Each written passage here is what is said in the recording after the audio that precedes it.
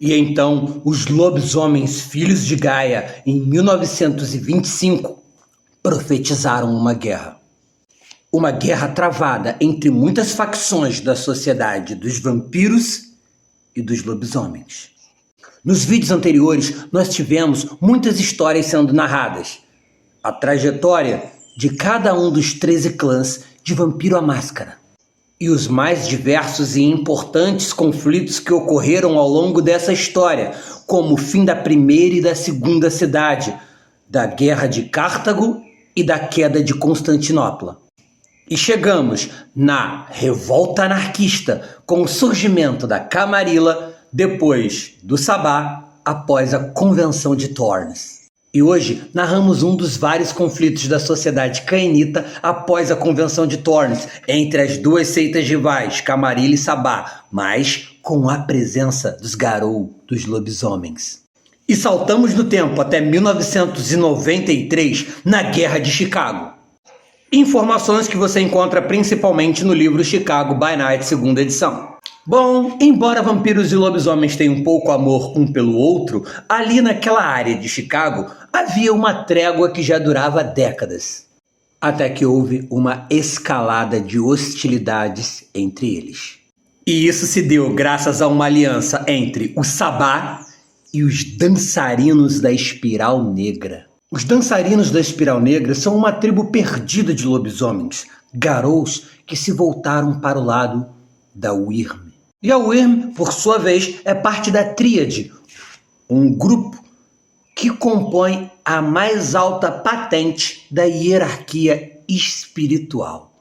Mas a Wyrm enlouqueceu e o seu propósito passou a ser destruir tudo, como um espírito de corrupção que se opõe a tudo aquilo que os Garou acreditam. E em Chicago, os dançarinos auxiliariam o Sabá contra a Camarilla. E o Sabá auxiliaria os dançarinos em um ataque contra Fanum, um caerne poderosíssimo dentro de Chicago. E os caernes são lugares sagrados para os Garou, onde eles mantêm contato com o mundo espiritual. E a estratégia do Sabá e dos dançarinos era manipular os seus rivais para que eles entrassem em conflito. E eles conseguiram. Eventualmente, a batalha tomou proporções gigantescas. Lobisomens contra vampiros, Garous contra cainitas. O príncipe de Chicago, Lodin Ventru, ele declarou caçada de sangue a todos os lobisomens, enquanto os líderes das principais tribos de lobisomens de Chicago começaram a coordenar ataques em massa contra os vampiros. O guardião espiritual do Caerne de Fanum é o Celestino Júpiter, que fez da Umbra um reflexo de tudo aquilo que estava acontecendo no mundo material em Chicago. A Umbra é o mundo espiritual que existe lado a lado com o mundo material, mas ainda assim separado, do qual os Garou têm acesso. E quem imagina que seria uma ótima estratégia para os Garou entrarem na Umbra para prover ataques contra os vampiros, é aí que você se engana. Ter acesso à Umbra não garante segurança nenhuma para o Garou. Lá dentro temos vários espíritos. E naquele momento de guerra, a Umbra estava mais caótica, mais perigosa, mais imprevisível. E manifestou todo o conflito que estava acontecendo em Chicago como uma enorme tempestade vermelho sangue. E nessa tempestade espiritual, os espíritos da Wyrm caminhavam por toda a Umbra e todo Garou que ali adentrasse era massacrado. E no fim, todos os lados sofreram baixas pesadíssimas, incluindo o príncipe Lodin.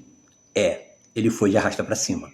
Mas as maquinações do Sabá e dos dançarinos da Espiral Negra foram descobertas pela Camarilla e pelas tribos Garous de Chicago. E então, novamente, eles declararam uma trégua. Assim como era antes da guerra. Porém, a partir dali, Chicago mudou. Mudou enormemente.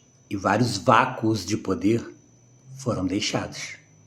Curtiu? Quer saber mais sobre a Batalha de Chicago e outras histórias do cenário de Vampiro à Máscara? Curte, comenta e compartilha. E até a próxima.